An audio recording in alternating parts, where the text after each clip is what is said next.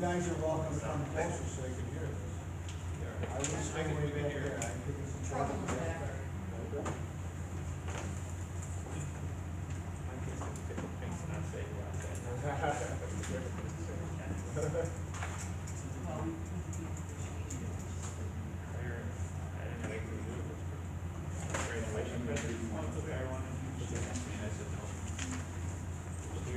Oh, look at she's got.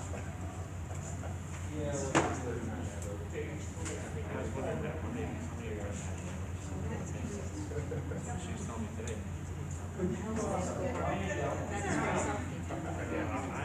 complaining. That doesn't hurt so much. Sue Ellen, would you mind being closer? We have a presenter, and you're gonna wanna hear as much as you can. There's a space up here. Anyway. Looks like we're gonna have a few people dancing on this board this year. Okay. Is today your birthday? Yes. Oh, happy belated for me. 39 again.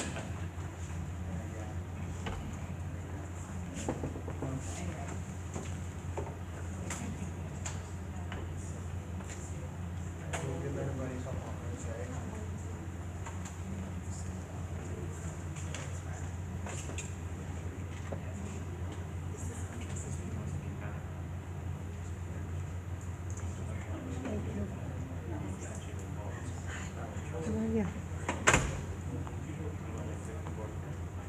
Oh, there you go.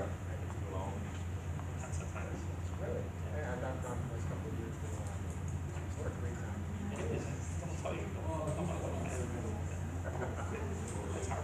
Sure it is. Sure. What do you guys think? Don't you like there? Airport. Whatever. John, we have presenters now. That's why. See the event, people weren't here. Actually. You want? Just slide down right there.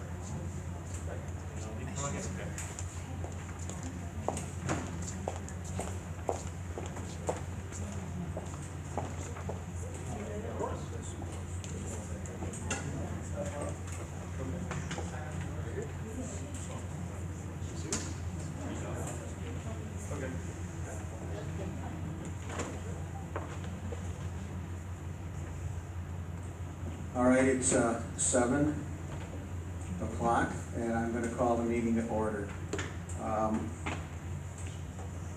Before I get into the pledge and other minor issues, I want to go over the evacuation plan. If there is an emergency, of course, we have an exit down the hallway to the main corridor. There is an exit in the far right-hand corner that would go directly to the parking lot.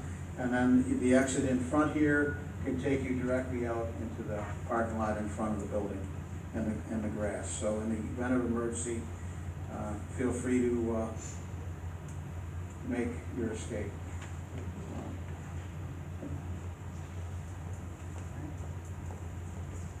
This is the second meeting of the Town Citizens Authority Budget Committee. The meeting has been called to order. I'd like our new secretary to lead us in the pledge. Jake? Jacob, hold everybody. United States of America, and to the republic for which it stands, one nation, under God, indivisible, with liberty and justice for all. Jake, would you take the roll call, please? Councilman Hart. Present. Town Attorney Tina Hawthorne. President. Joseph Salas. William Cleary. Here. Scott Dobie. Here. William Josephian. Here. Jake Hens. Here. Maria Pescala. Here. Mark Kohler. Here. Edward Lally. Here. Joan Lillis. Barbara Lipu. Here. Sue Ellen McEnany. Here. Raymond Nalawida. Dave Rogers. Here. Christopher Scalesky. Yep. Kimberly Welko. Michael Yost. Here. Thank you all for coming on this beautiful night. Has everybody seen the minutes and read them over? Are there any, I'm gonna entertain a motion to accept the minutes. Support? Second. We have a motion and a second. Is there anything on the question regarding the minutes? Any changes which anyone wishes to make or comment on? I would just like a copy of the minutes from the first meeting, and was this the first? This is the first meeting.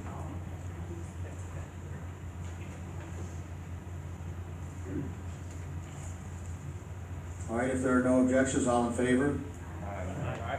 Okay, I'm gonna just make a couple of brief comments. We're going to get away from the agenda as it's written. I'm gonna have Mr. Berger go immediately following.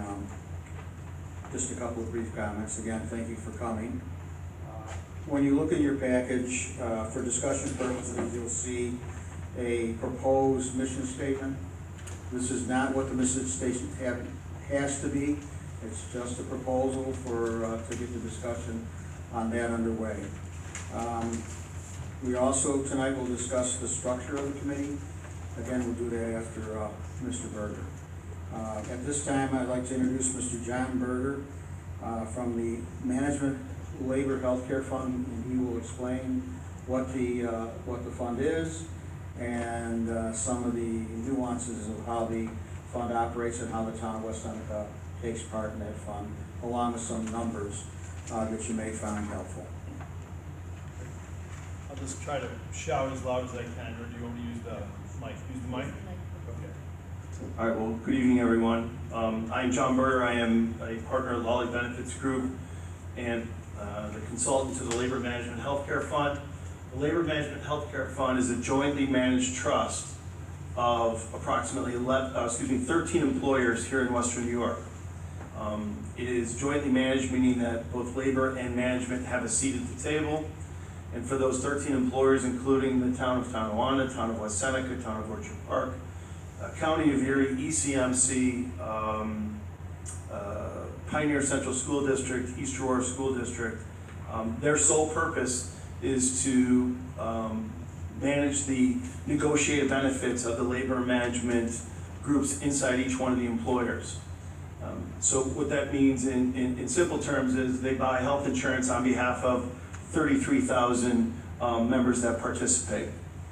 The town, as a point of reference, is approximately 900 members as part of that total. And that includes both active and retirees. In defining members, in my family, I have a spouse and 2 children, so the total members in my family would be 4. If we were to look at the number of contracts or subscribers, there are approximately 200 roughly, and I'm sure Megan Winook and your team here at the town can give you more details if you want it.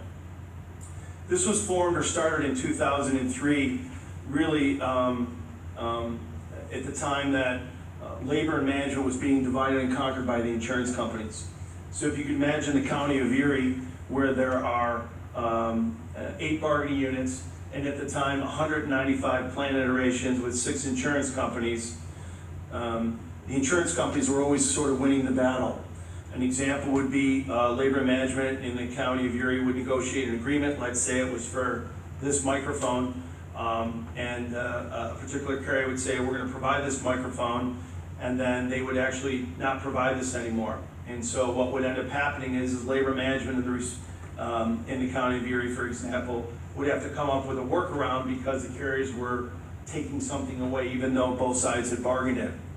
So the genesis of the Labor Management Healthcare Fund was to really drive the market as opposed to respond to the market. And starting in 2002, with leaders such as Mike Bogalski and Tom Dietzig from the Teamsters, John Orlando from ASME, and at the time the Commissioner of Personnel, John Greenan, who many of you may know from the town of West Seneca, we showed a different model that if you could take that back and really drive the market, now they're actually being beholden to you as opposed to the other way. And in about 14 months, that group of people came together, formed what is now known as the Labor Management Healthcare Fund, which by definition is a not-for-profit VEBA, Voluntary Employee Benefit Association. The sole purpose is to provide the benefits of the respective employers. On the same day, they decided to go to one carrier at the time, that was Blue Cross and Blue Shield, both on medical and prescription drug. They also ratified 8 agreements on that same day.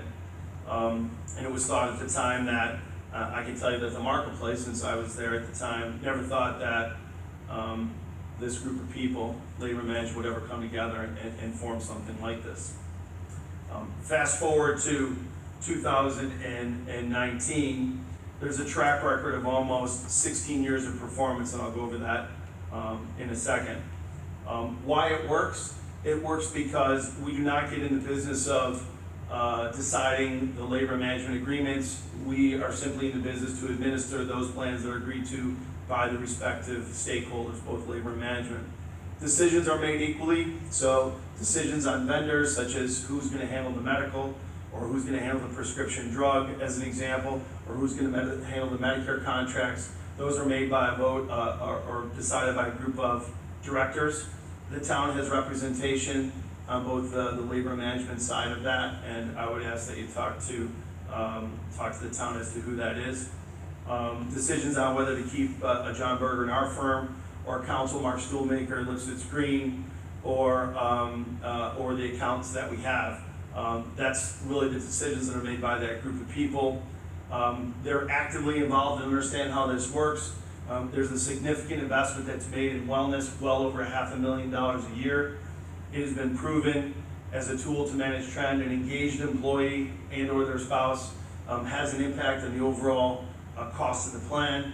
We engage every one of our members in sending them to go to their annual physicals, both themselves and their spouse. We have programmatic things at places like Biggest Loser, nutrition, fitness camps. We do everything through an incentive-based approach that is decided by some 35 folks. I believe the town of West Seneca decided to come on board. I'm testing myself a little bit. I believe in 2011.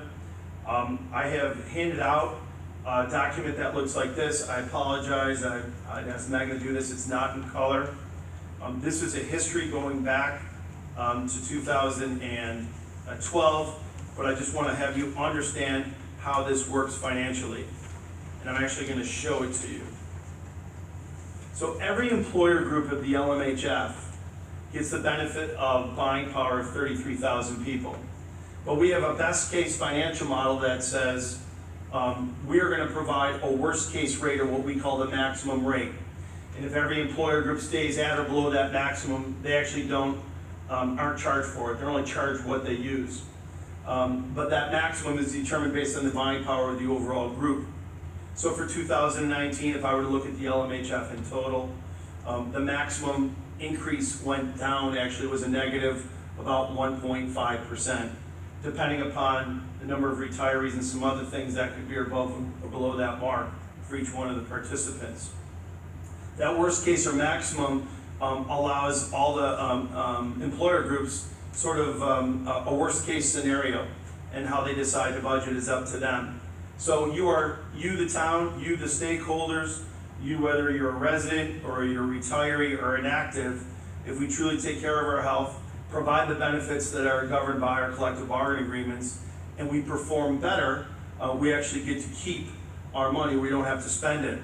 If you look at those 3 graphs on the bottom there, I want you to look at the one to the right. And I'm actually going to show it to you. I'm going to hand it up here. And the one to the right in color looks like this.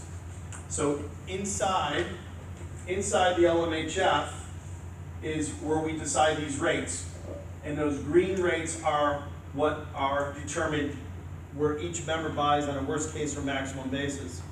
That blue line that you have are your ultimate costs, meaning the town didn't go up to their maximum for this period of time and was fairly close, I believe in 2016. You can see where that green line and that blue line. Our job is to manage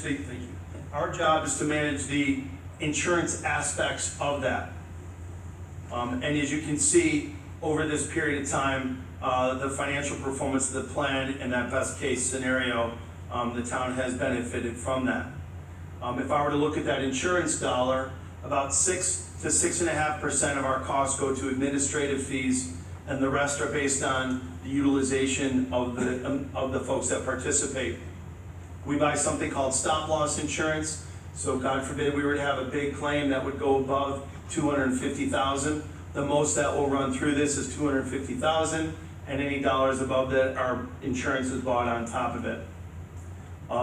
Any dollars that we are able to find in the marketplace, government subsidies, rebates, I'm sure you've watched in Congress, the prescription drug manufacturers and the PBMs that have, for a good thing, been on trial.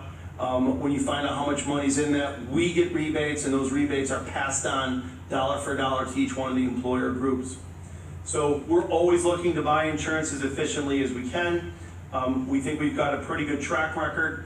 Our maximum rate increase is just below 4% over 7 years. If I were to compare and contrast that to what the local community is, that's probably closer to 6 or 7%. I can tell you for 2020, all the insurance companies have filed their rates, and the average is between 5 and 6% for Univera and Blue Cross. That's for those community rated or small employer groups, anybody under 100. Independent Health's about 2% for 2020. Those are the increases.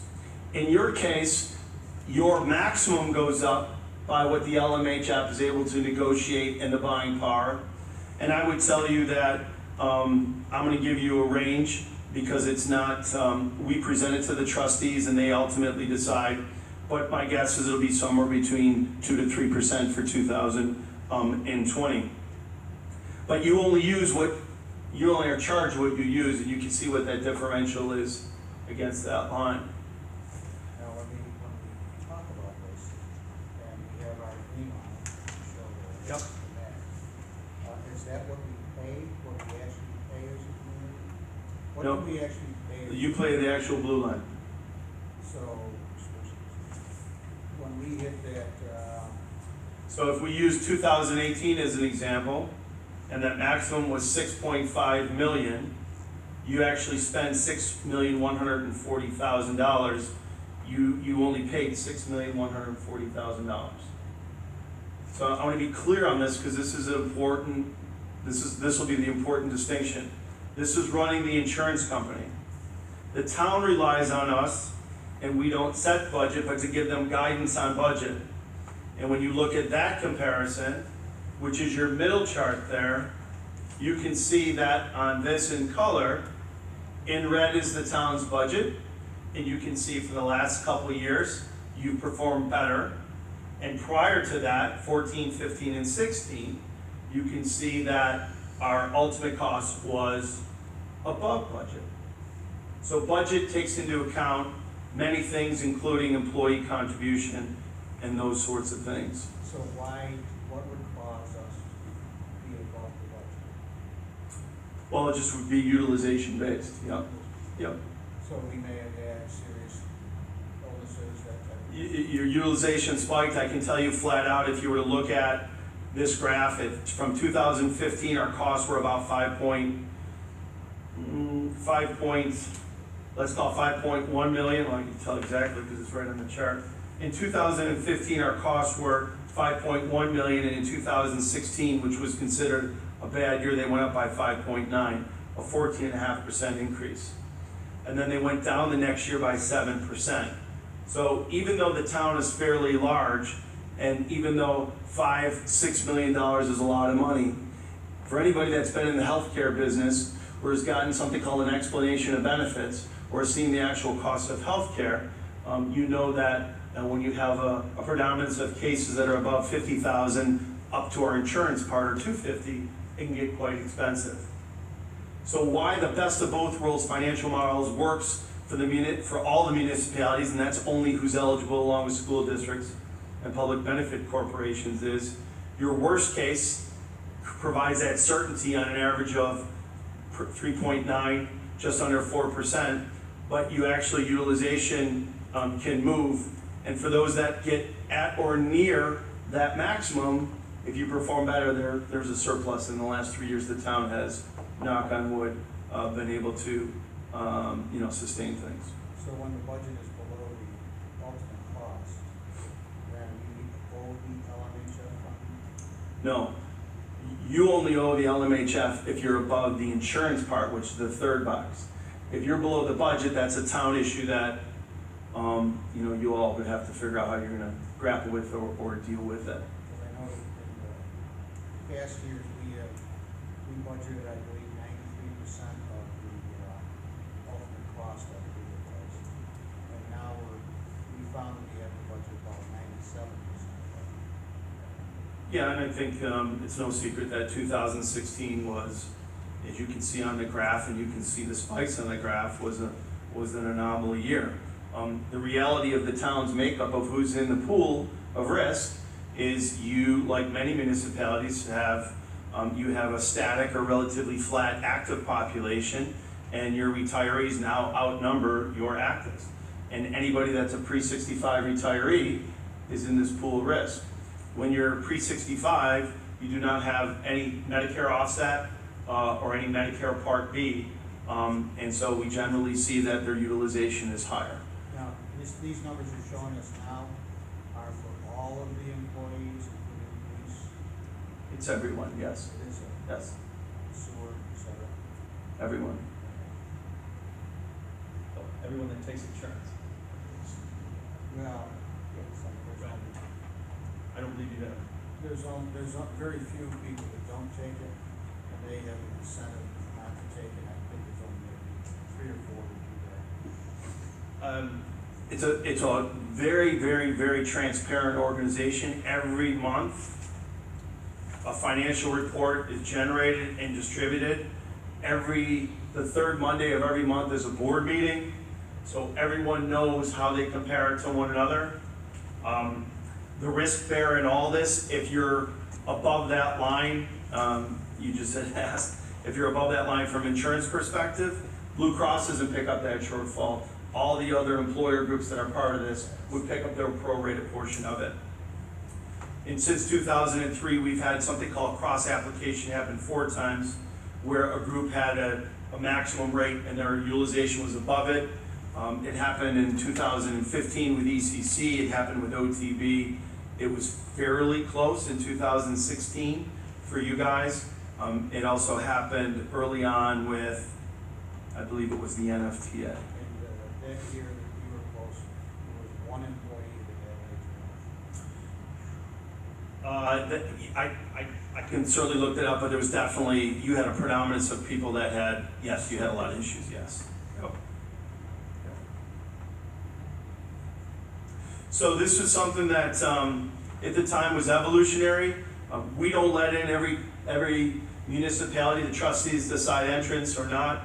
I think the foundation of why it works is not only the transparency, but all stakeholders are at the table. So let's say, for example, that the town wanted to change something and wanted to administer the benefits or change a copay or whatever. The only way that happens is if the stakeholders, let's say CSEA and the town, had signed off on that.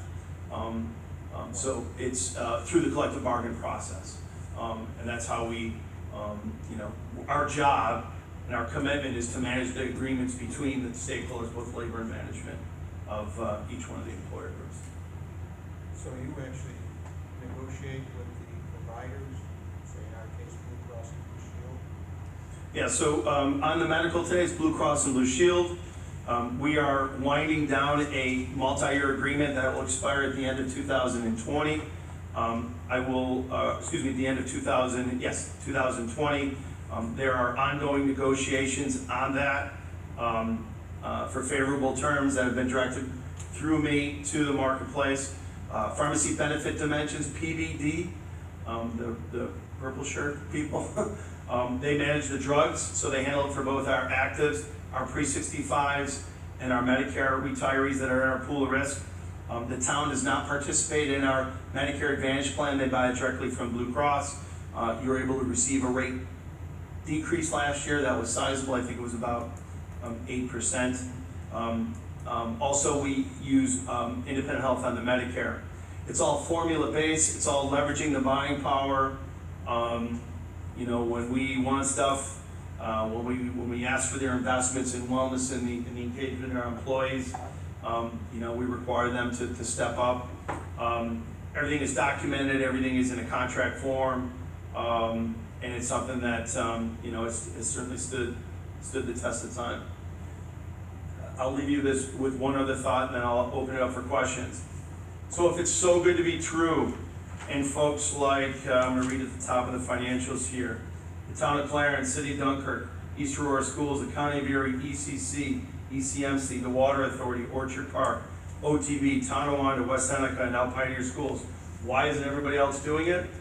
Because generally what happens is that when we go through the process and we identify the opportunity to buy insurance more efficiently and manage their contract, there's inevitably dollars on the table, and for whatever reason in the collective bargain process, either labor management, one side or the other, can't figure out a way to get something done, and it holds itself back. We require in the membership agreement that both stakeholders sign that piece of paper. So nobody can come in the LMHF if let's say pick a town, if the town of Hamburg simply wanted to come in, all the unions in the town, which I believe there are 5, along with management, need to be part of that relationship, and that's one of the foundational things. There's also an initiative in Erie County. I'm sure you all have been reminded of this. There's a shared services initiative that the county matches actually first year savings dollar for dollar. I'm actually presenting for county executive polling cards this Thursday to remind those attendees that if they're identified savings, they get to get some county money, albeit one time, but for many folks it could be a nice one-time, a one-time hit if they want to certainly take advantage of it. You say it one time. It's a fund that comes from New York State that the county administers.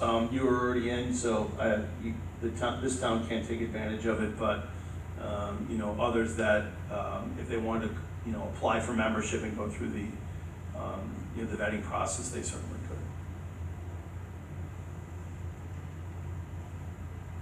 So is this basically like a trust, whereas, okay, and how does your company get We get paid, we have a fee arrangement with the LMHF. There's a 1% fee that's paid by each one of the, paid? Okay, so you're not with LMHF? No. Wow. right, correct. Okay, so Wally gets a fee from the LMHF, and who pays them? Each one of the employers do annually. The light, her, can't hear what she's saying. Oh, I'm sorry.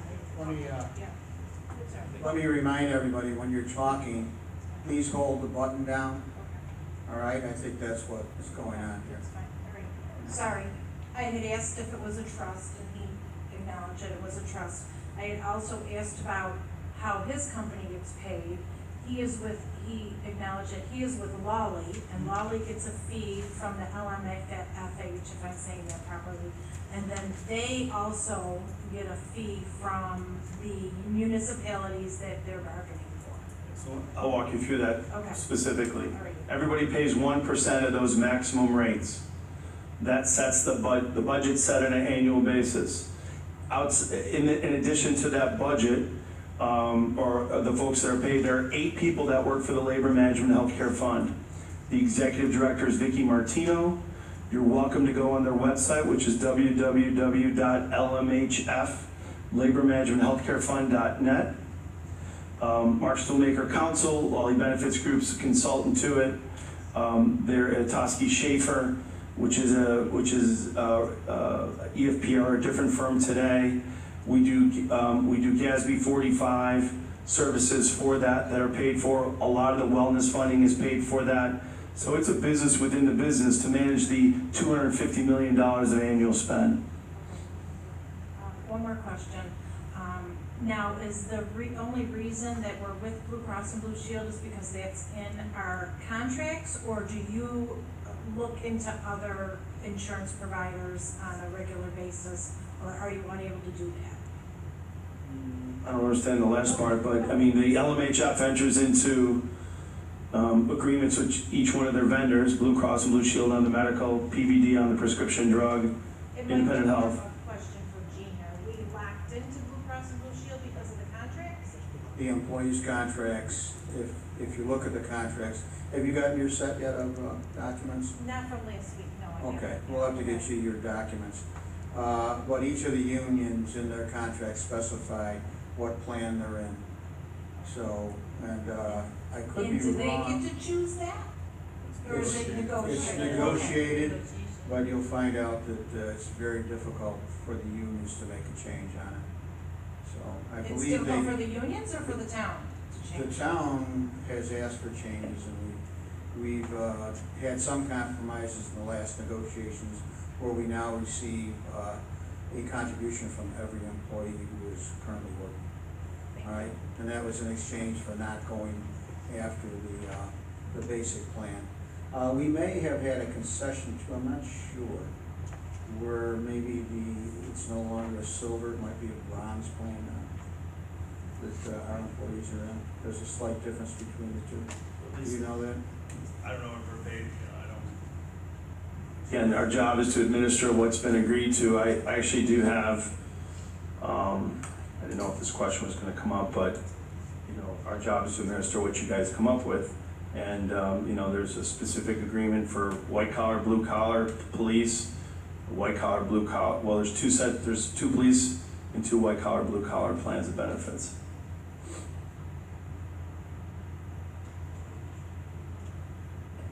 You said two, like in the blue collar, that's an older plan and a newer plan. Yes. Yes, there's an older plan and newer plan, that's correct, yes. So what has happened over the years as we negotiate,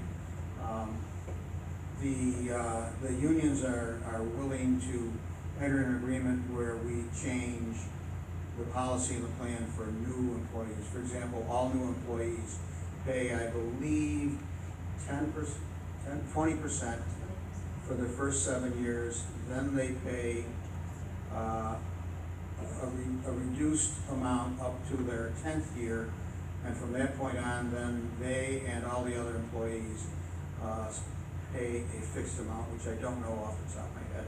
They're different for each union, and those are a big change for the union to agree to that. So now we're in that. We have our foot in the door, and we will probably be, or the next board will probably be negotiating for an increase in the contributions. So we'll, over time, actually work our way up and get more contribution from all of the unions. I'm sorry, one more question. You don't have any idea how much money the town actually saves by going this route as opposed to negotiating itself?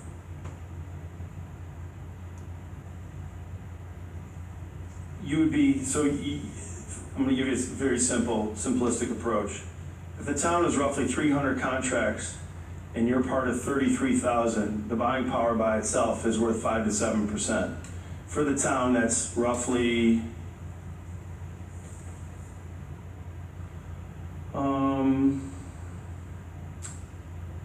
let's call it, it's on $6.5 million, a lot of money. We'll get our calculator. Yeah, because, again, if you were self-funded, which effectively this is, if you didn't have insurance in the aggregate, you wouldn't have that protection. So you're getting the best of both worlds with that worst-case scenario plus something called pooling. If you were self-funded, they could laser out certain conditions. We have negotiated that with Blue Cross that can't happen. So, we're always up for opportunities to try to be as efficient as we can. If government subsidies that have come up in the last 5 to 7 years, we've taken advantage of those, and all those are passed through 100% onto each one of the employer groups.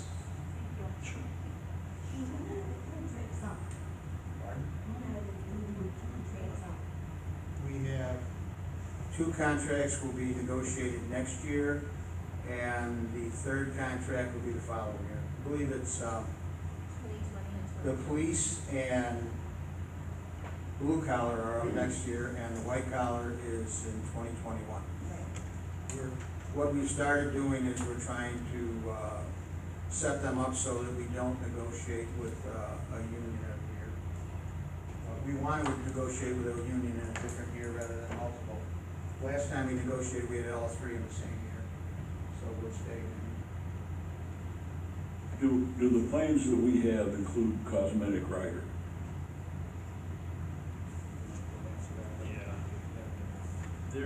There is one legacy plan, that's a traditional plan. I believe 3 people are in that plan that does include that, which was a bargain benefit at the time, and I believe all those people are, I'll double check, are since retired in that plan. But it's only 3 people then. I believe so. I will do a follow-up and send it to the town just to triple check.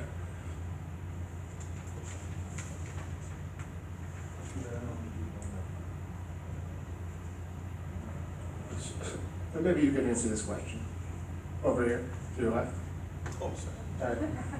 Now, if the town happens to do better with they not having the surplus as far as what you have planned for their budget, does that directly correlate to how you set the maximum liability? So if we perform well, do you set a better cap for us? Yeah, great question. So remember, the way rates are set is we look backwards 36 months, and we take those paid claims and we weight them 70% in the prior year, 20% 2 years out, and 10% 3 years out. And the current max has nothing to do with how rates are set. We take those actual paid claims, we trend them forward, we do all the adjustments with rebates and all the other subsidies that we have, all the negotiated fixed costs, and that's how we set that rate. Why is there only 3 people? It's in that old legacy plan, but I need to double check. I just don't know that number off the top of my head. That's actually a town question. What we've been doing over the past several years is with each contract, we allow the benefits to stay in place for the older employees, all right, and then in time they're gone, and the younger employees are in slightly different plans and don't get the same number of benefits. For example, none of our older employees probably ever paid in to the healthcare plan until this last settlement. But our younger employees, for at least one contract, have been paying their first 10 years up to 20% of pay period. So then, it's just the younger employees kind of always suffer. I have a question. The 20% that's for all the new employees, is that a family plan or is that a individual plan? Either one. Now I have a question. On the first graph on the left, surplus to deficit budget, I'm not the numbers guy, I'm learning. In the year 2016, which was the bad anomaly year, it seems to be that's on the surplus side? There's a number on the surplus side for that year? Yeah, in our vernacular, it's the inverse. It's against what you, yes. So in the negative years, those are good years, and in the positive years, those are bad years. Thank you. I have a question. I'm not picking on any department, but let's say the police department, when they negotiate a budget, do they have one plan, like, okay, you're all police officers and you all get the silver plan? Or do they have choices? And if there are choices, how is it dealt with, the differences in those costs? An employee might take a more expensive plan and another one might take a less of a plan. Does he get to keep that difference in his paycheck somehow? How is it determined? We don't have a cafeterias type system. It's one plan, basically the basic plan for everybody, with slight differences depending on the number of years. And when you look at the contracts we gave you, I believe that's scheduled out in there. It'll tell you what plan people have if they're hired in 1990, what plan they have in 95, what plan they have in 2011, and then now we have a separate plan from our last negotiations. So an employee in the police department may have a different plan to pick from than an employee in the highway department? The plans are quite different. You'll find the blue collar and the white collar are somewhat similar, but the police is, I believe, quite a bit different from the white collar and blue collar. I think there's significant differences. In my business, we go through this all the time every year. It's terrible. It's the worst thing going through the health insurance, and I can see it's third in the budget. But what we found out with my employees is we actually had more insurance than they actually used. And if you're only offering one plan to a group of 90 people, they all have different needs. So a young person that's 30 is not gonna use that platinum plan, but a person that's 55, like myself, may. And we looked at it individually and it worked out, but in a group like this, it probably couldn't be done.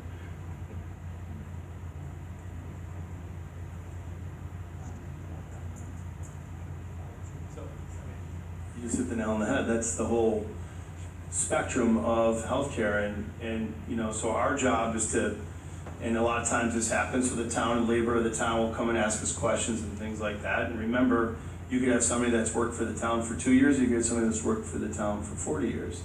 But at the end of the day, it's a bargain benefit, so they'll ultimately decide. We show the relative value of the plans. You use platinum, gold, silver, and bronze, the government define things. And you know, we try to give them the benefit of what's available out there, what it means for them, and set the rates, and what it means out of their paycheck.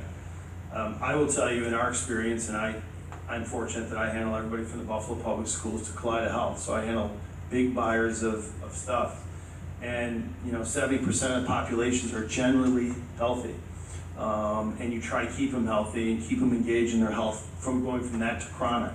25% are chronic and 5 are truly sick.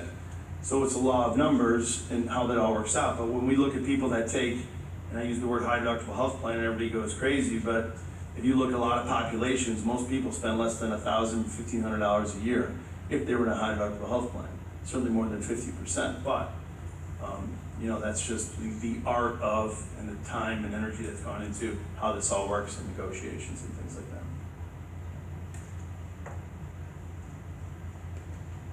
I have a question. Is the town locked into LMHF? Are there other options out there? I'm somewhat familiar with MY44, but I think they just have a plan. It's not negotiated this way. So through the bargaining process, I believe those agreements do reference LMHF, but LMHF, they can, if the town said and gave notice they wanted to leave, they could leave. But they would have to probably bargain for it.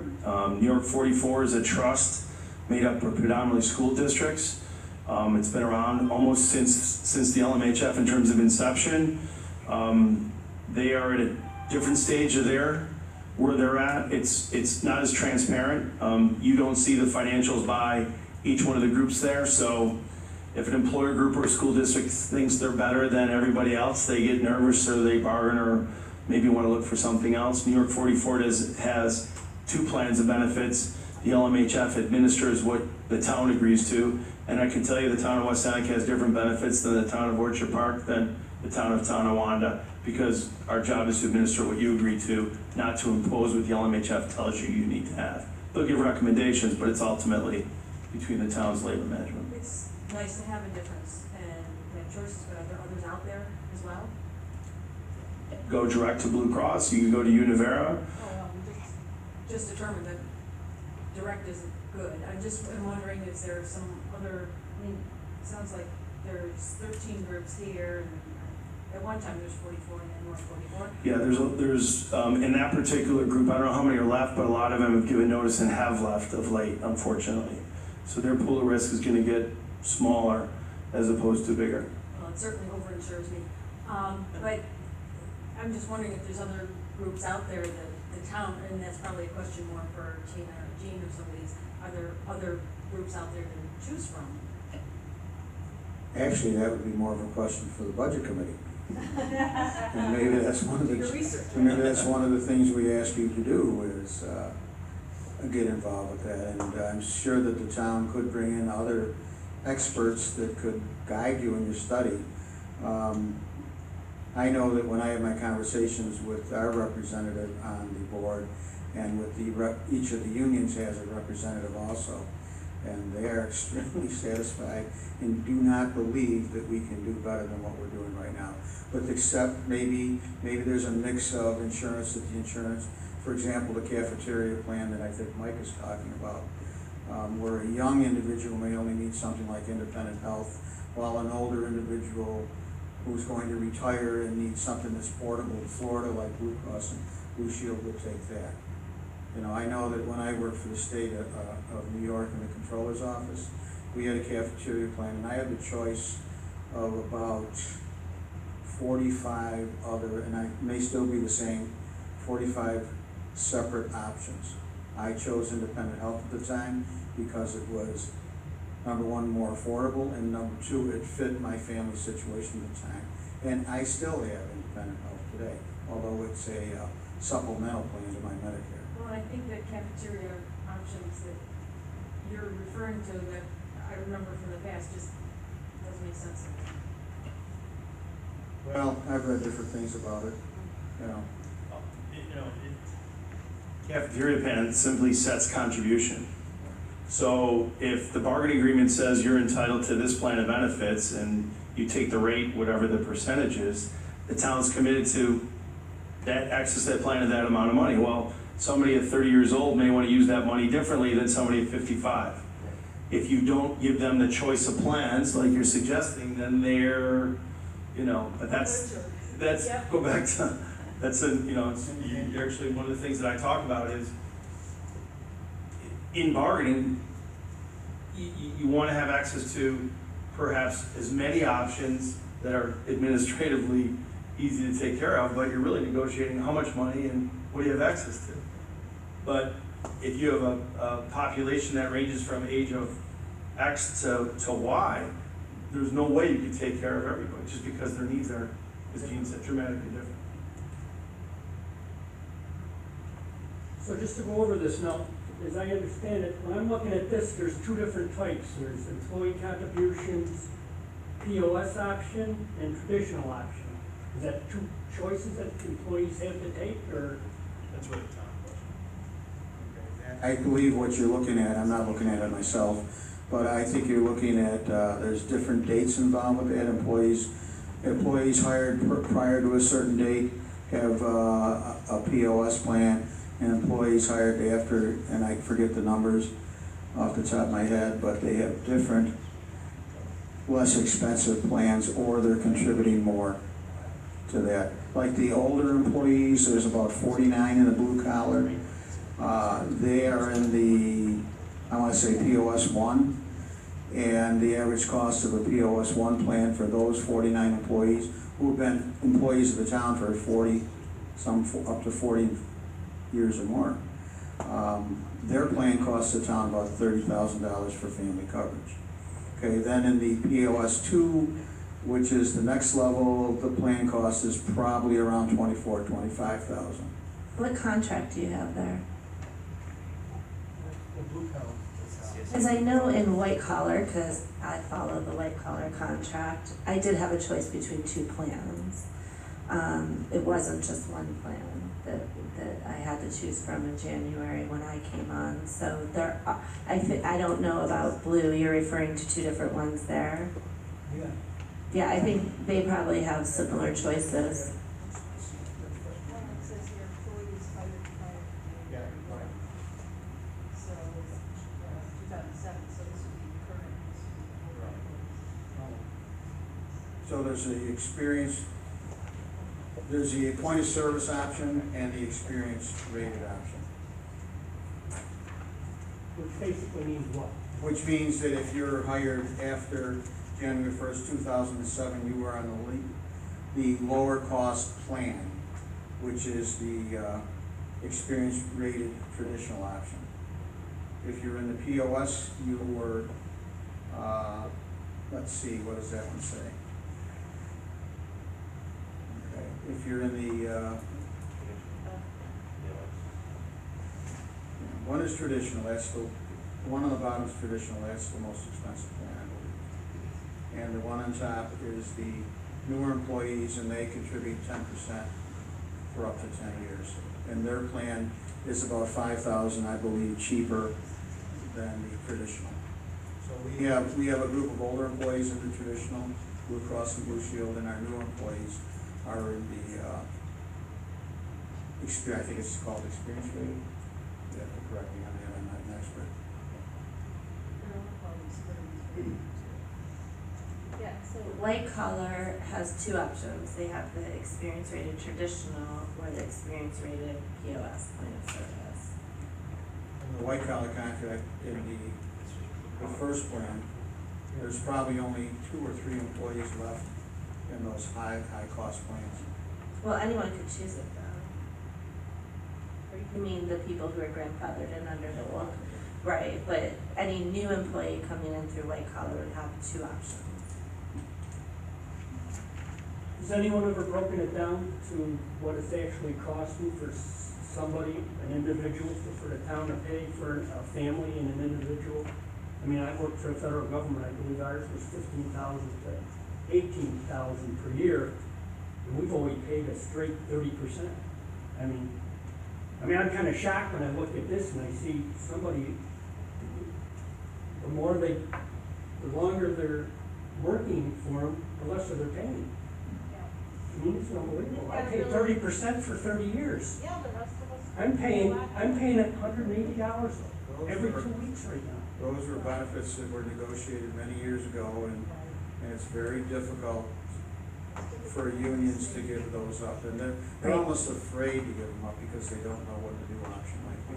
Right, what incentive does the union have to negotiate to change that, is what it boils down to in the bargaining negotiations.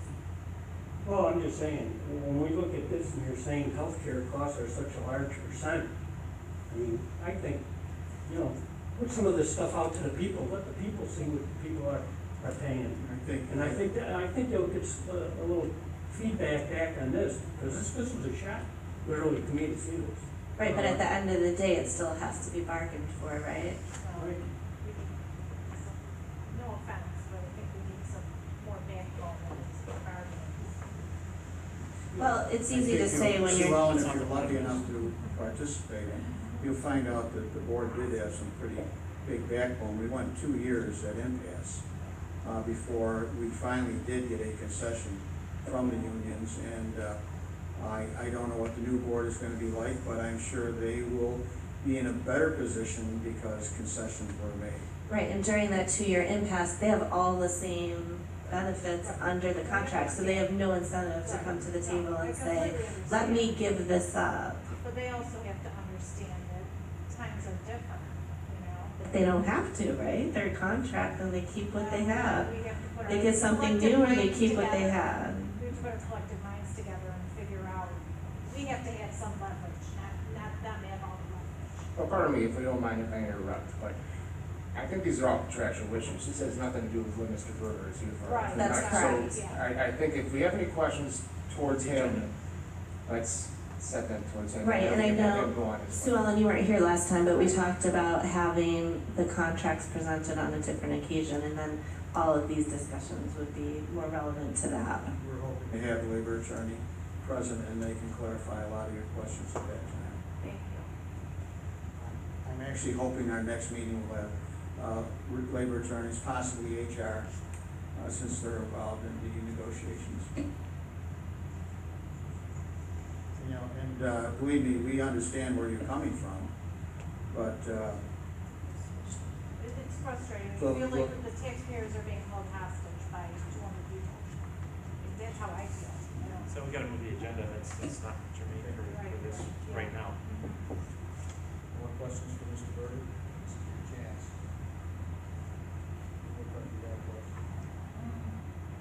When the payment is due, when I was looking at the shortfall, does that have to be paid every month as you're going through, or is that like the end of the year where you determine all of your shortfalls for that year and the town has to pay whatever it may be for that particular year? So remember, there's a difference between running the insurance company in the shortfall as opposed to budget. And if you look at the insurance company, which was this graph, which is the first graph, the bottom right one, you can see you never ran short. But from a budget standpoint, if you're budgeted $1 and you come in at $1.05, you have to get to 5 cents from somewhere.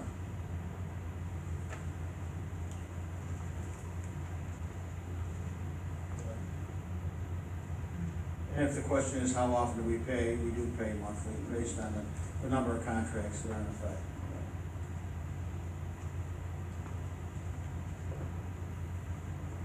Do we have any other questions? One more, so this was a trust fund, so the town pays into a trust fund for each employee, and then you handle all medical and all that stuff.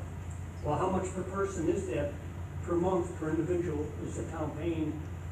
How is that determined? The rates are set every year, so those rates add up to that green line that I showed you. The town has all the rates by the point of service for blue and white collar, the traditional and all that. Those rates set the worst case. And then from that, that's basically revenue, and then whatever comes out, actual expenses, and if you don't have the expenses, you don't spend the money.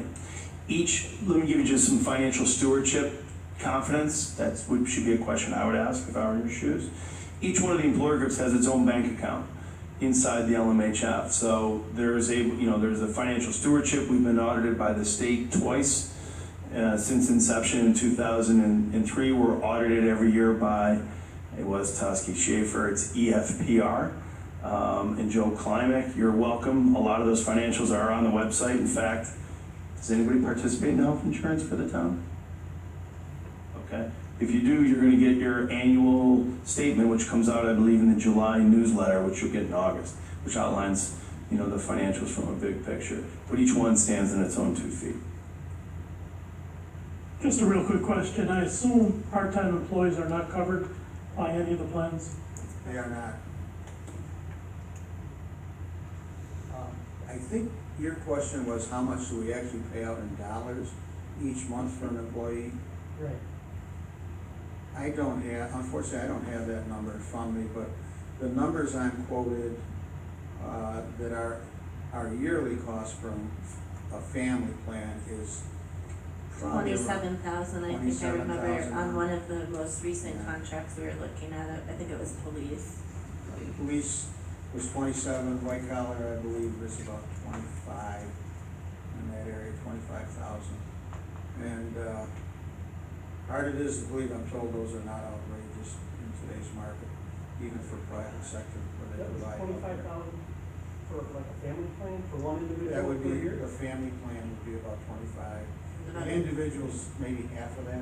I don't remember the individual, but I remember 27,000 police family plan. But I think one of the questions was, is that figure ever shown to the employee who's benefiting from that? Well, that goes through the union, That's the- right? Well, I don't know, does the union, make it clear to each employee that in addition to their paycheck, they receive this benefit, whether they used it or not?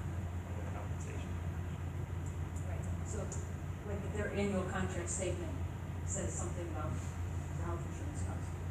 So, most places do seem to do that, that's good, so.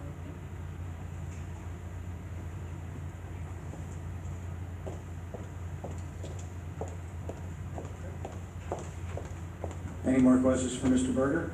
Hold on. Okay. Thank you, John. You're welcome. Thank you very much.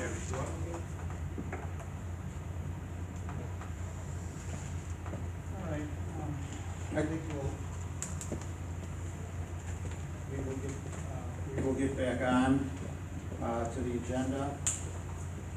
I've had my comments, and, I have, as I said in my comments, given you just, an idea on what a mission statement might look like. We don't have to make that decision tonight. You may wanna go home and look at this, digest it, and think about it, and we could come up with our mission statement, at the next meeting. But I think we should have that mission statement so we know where we're going and what our goals are gonna be.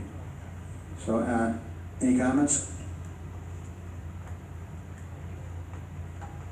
On what you, On potential mission statement? I think at first glance, it looks like it hits every note that we need to take care of. I did try to do that. In the second part, another mission of the Budget Committee is to originate research, develop analysis, and provide recommendations to senior management. I think that's an important one for this committee. There are things that we may not be able to do because of what you'll learn from labor management, hopefully at the next meeting. So you'll find that not only are you limited, but the town board is limited to what they can do. And believe me, it's, when you get into negotiations, it's not the easiest thing to do, but we work very hard at it. And it will be coming up again shortly for the new board next year. And we'll see how it goes. But I think the stage is set, I hope. We've created some good relationships with the unions, and the stage is set, and I think they understand the point you were making, Sue Ellen, and the cost and, you know, how the taxpayers have an interest in this also. And I think we're gonna have to take a serious look at healthcare and how it's done, and there's many other issues too. But structure of the committee, I think that, again, it is now 8 o'clock, but if anybody would like to comment on the potential structure of this committee going forward, I think somewhere along the line, I would prefer that a councilman does not chair this committee, that the chairperson comes from within the committee themselves. That I believe would make you, at least on the appearance side, more independent, and we do want an independent group working here. So does anybody have a suggestion or a schedule as to when they would like to convert from a councilman chairing to their own chairman elected from amongst the group? And I also am planning to continue for the rest of this year as the liaison for the group, and I know that I can get you the information that you need when you need it, so, and be available to the committee. How would you propose, Gene, how would you propose us to choose one of the individuals here? I don't know anybody here. Right, and that's why I'm saying I don't know that we do it immediately. I think what you need to do is we need to get to know each other a little better. And then you can choose, if you wish to be chairman, you could choose to step up, and you could have a secret ballot, whatever way you would want to do it. If anybody wants, it's down to you. So why don't we can again, we're going to have another meeting, as I said, with I'm hoping to have labor management and HR to discuss labor contracts, and you can consider that along with the mission statement. I think get your mission statement first, get that in place, know what you want to do and where you're going to go with this committee, and then I think we have to start looking for a chairman or a leader of the group and a secretary. Jake will continue to work as your recording secretary. He's an employee of the town, and he'll do the minutes. He will record and place the recording of this meeting online. We are recording it live, so smile for the camera when you're looking. Okay? I would like to say something here. I would like to know something about the background of the people on the committee before we would select a chairman. I would like to know some of the qualifications of the people so that we could make an adequate decision. Well, if I may, how about we spend a couple moments and everybody go around the table and just say your name, your profession, your experience, and what brought you here?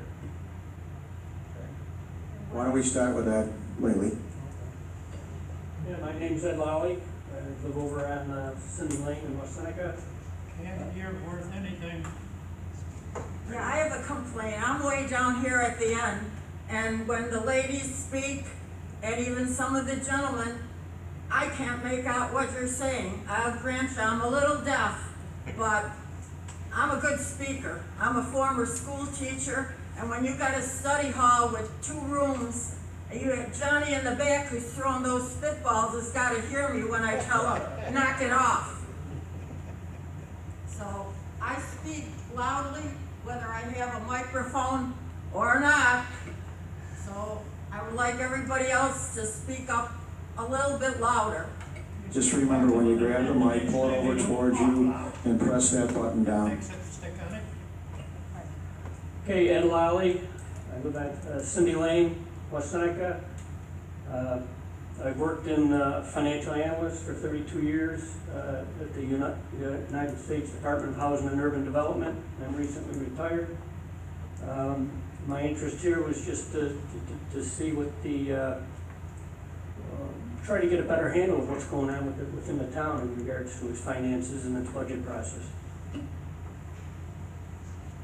Barb LeBeau. I'm Barb Rapiev. I live at Reynolds Road, which is off East West. Nobody knows where Reynolds is. Been there for 40 years. I'm more data processing, software engineer for the Western New York Regional Information Center for almost 40 years.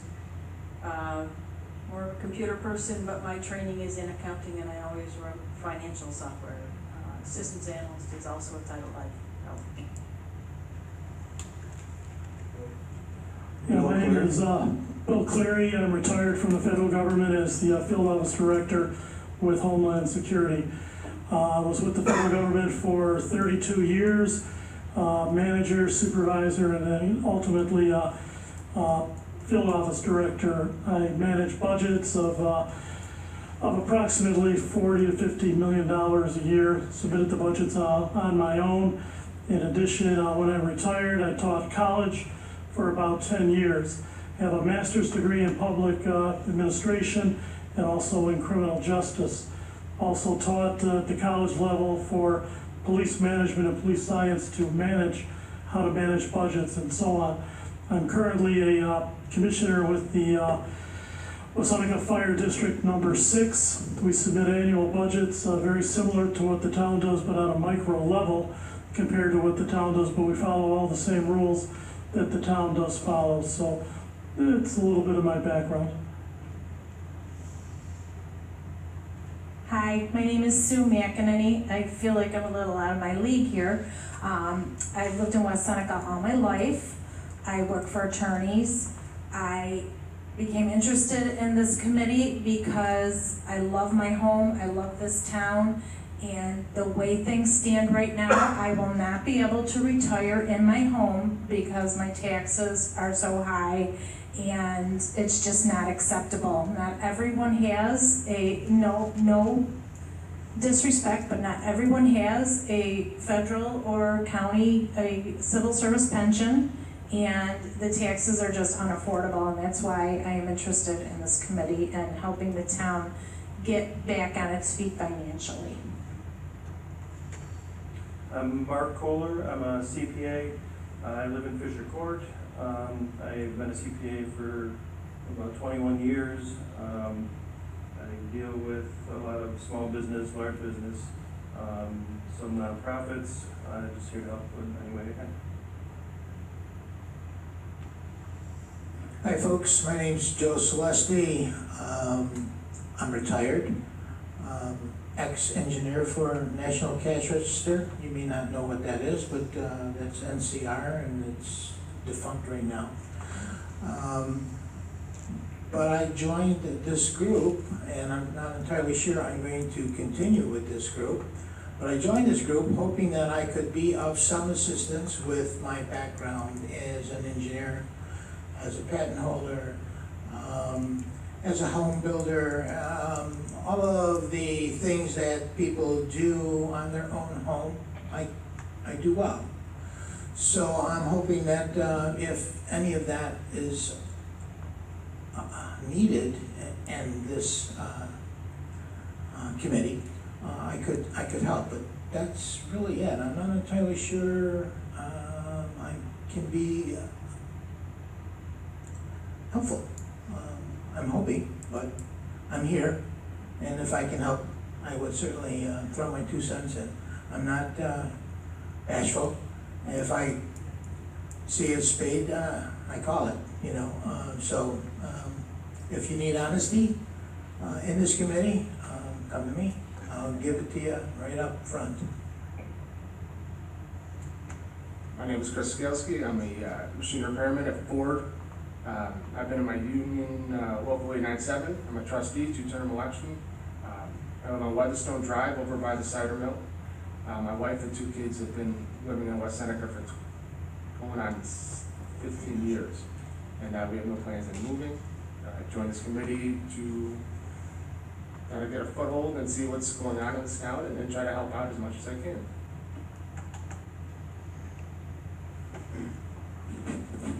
My name is Scott Doby. I live in West Seneca too. I have 3 children in the West Seneca schools. I'll be here for a long time, and I want to give back to the community. My background is just in physical therapy. The only budget that I have to really run, besides my physical therapy budget, is my house budget.